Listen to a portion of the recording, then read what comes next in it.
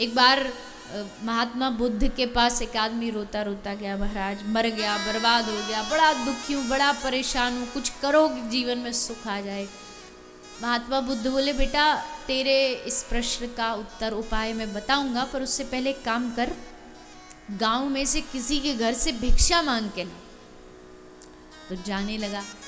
बुद्ध ने कहा रुक, एक शर्त के साथ भिक्षा लेके आनी है, उसी घर से भिक्षा लाना जिस घर में किसी प्रकार का कोई दुख ना हो।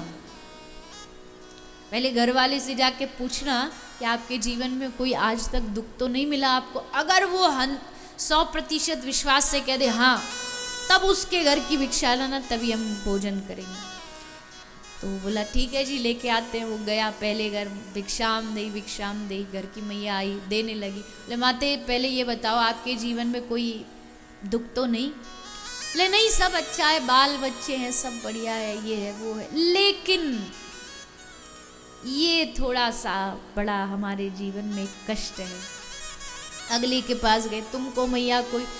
अरे महाराज पूछो नहीं, हमको तो जीवन में कष्ट ही कष्ट है, जब से जन्म लिया सुख का तो मुंह ही नहीं देखा। अगले के घर में गए तो किसी के पास सब प्रकार के सुख हैं, लेकिन उसके बाद एक शब्द सभी के पास है, ये भी है वो भी है, लेकिन ये होता तो और अच्छा होता। पूरे गांव में वो व्यक्ति घूम के आया, वापस आया, बुद्ध के चरणों में गिर पड़ा। महात्मा बुद्ध बोले भिक्षा? बोले भिक्षा भिक्षा छोड़ो महाराज, मैं अपने जीवन में जिस दुख से दुखी था वो मुझे इन सब के पास जाकर के अभी चींटी बराबर लगने लगा है। अब तो महाराज जैसे वैसे ही बढ़िया हैं, सुखी हैं, इनके पास जाके देखो। संसार में वो दुखों की लालटेन लेकर के लोगों के पास निकलोगे ना, तो सारी दुनिया चहुं ओर दुखों से तृप्त है, परेशान है। फिर दुखों से बचा कौन? कौन बचा? नहीं पता। कोई तन दुखी, कोई मन दुखी, कोई धन बिन रहे तुदास, थोड़े थोड़े सब दुखी, पर सुखी राम को दास, सुखी कृष्ण को दास। बाकी तो सबकी अलग अलग वैरायटी के दुख है, इतने प्रकार के दुनिया में दुख है, पर सुखी कृष्ण को दास। ठाकुर जी का दास जो वो हमेशा सुखी रहता है, इसका मतलब ये नहीं उसके जीवन में दुख नहीं, दुख तो खूब होते हैं, पर जाही विधि राखे राम ताही विधि रहे, मस्ती आनंद में पड़ा रहेगा। क्यों? ठाकुर जी की कृपा है हम पे। आप कभी भी किसी भक्त से पूछ लेना कैसे हो भैया, तो कभी आपको वो रोता हताश होके ये कहता नहीं मिलेगा, अरे भैया मत पूछो, बड़े परेशान हैं। जब भी आप पूछोगे कैसे हो, तो एक ही बात कहेगा, अरे बड़ी ठाकुर जी की कृपा है हम पे, बड़ी कृपा बरस रही है। और संसारी से पूछ लो, हाय मर गए, बर्बाद हो गए, हाय कोविड ने हमारा तो धंधा ठप कर दिया, हाय ऐसा हो गया वैसा हो गया। सिर्फ नजरिए का खेल है।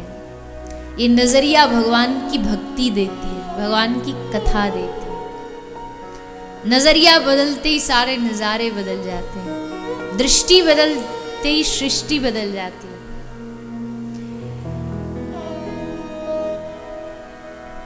तो हमारे भीतर जो आनंद स्वरूप है वो चहुं और आनंद ढूंढ रहा है, कहीं तो मिल जाए, पर मिल क्यों नहीं रहा?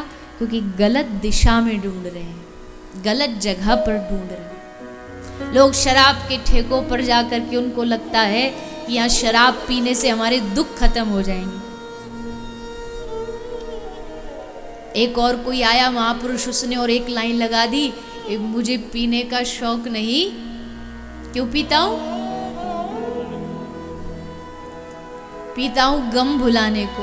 अरे भले मानुस, तुझको दुनिया में गम भुलाने को यही चीज मिली, एक कचड़ा वस्तु मिली, इसी से गम भुलाएगा तू? और कितनी देर भुलाएगा? चल बता। एक दिन भर का, रात भर का ही तो नशा होता होगा उसका, इतनी देर के लिए गम भुला लेगा, उसके बाद सुबह जब अगले दिन जागेगा फिर वो जो गम है वो सर पर बैठा मिलेगा, फिर क्या करेगा? फिर पिएंगे, फिर पड़े रहेंगे नालियों में, फिर जीवन बर्बाद करेंगे।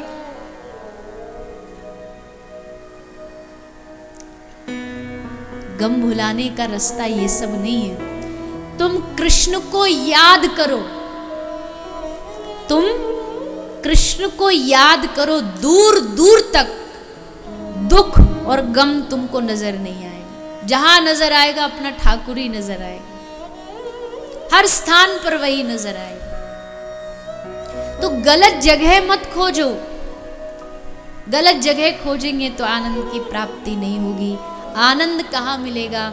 आनंद आनंद कंद भगवान के चरणार बिंदों में मिलेगा, आनंद भगवान की कथा में मिलेगा, उनकी लीलाओं में मिलेगा, उनके धाम में मिलेगा, उनके स्मरण में मिलेगा।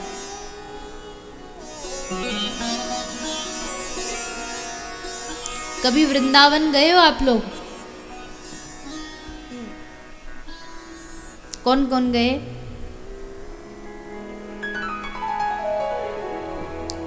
वहां का आनंद याद है आपको? अभी जब आप कभी भी गए होंगे श्रीधाम वृंदावन में, बरसाना में, गोकुल जी में, तो वहाँ जो ब्रजधाम में आनंद बरसता है, क्या वो आनंद भुलाने योग्य है? सारी दुनिया का सुख एक तरफ और वृंदावन की रज में लौट करके श्री ठाकुर जी को पुकारने का रस, आनंद एक तरफ। वो रस दुनिया में, वो आनंद दुनिया के किसी भी वैभव में नहीं मिल सकता। जो आनंद उस ब्रज की रज में, उस ब्रज के रज को माथे पर लगाने से प्राप्त होता है, जो कृष्ण को वहां पुकारने से प्राप्त होता है। जीवन में हर व्यक्ति सुख की चाह करता है, पर सुख से भी ऊपर ये परमानंद है, क्योंकि सुख तो वो होता है जो व्यवस्थाओं से आता है। लेकिन व्यवस्था ना भी अच्छी हो, जहाँ सुविधा ना भी अच्छी हो, फिर भी अगर आप सुखी हैं तो समझिए आपके जीवन में आनंद है, सुख नहीं है, आनंद है। सुविधा ना होने पर भी सुख का अनुभव हो, इसका मतलब हमारे जीवन में परमानंद की प्राप्ति हमें हो चुकी है।